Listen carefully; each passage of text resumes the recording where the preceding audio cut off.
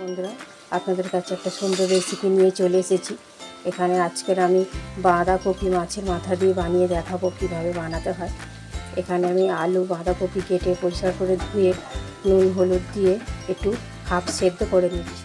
ঝুড়ির মধ্যে এইভাবে বাঁধাকপিটাকে একটু জল ঝরিয়ে নিচ্ছি। মধ্যে তেল দিয়ে পাঁচফোড়ন, পেঁয়াজ, শুকনো লঙ্কা, তেজপাতা আর মাছের মাথাটা দিয়ে একটু লাল লাল করে ভেজে নেব। সেদ্ধ করা বাঁধাকপিটা কড়ার মধ্যে দিয়ে এটাও একটু লাল লাল করে ভেজে নেব।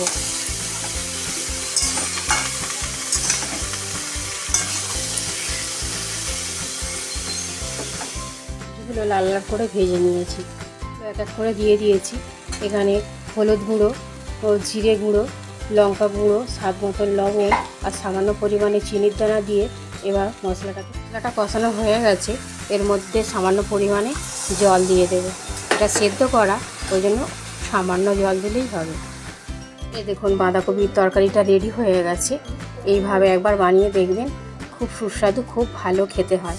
অনেকে তো অনেকভাবে বানায়, আমি যেভাবে বানালাম এইভাবে একবার বানিয়ে দেখবেন, খুব ভালো খেতে হয়।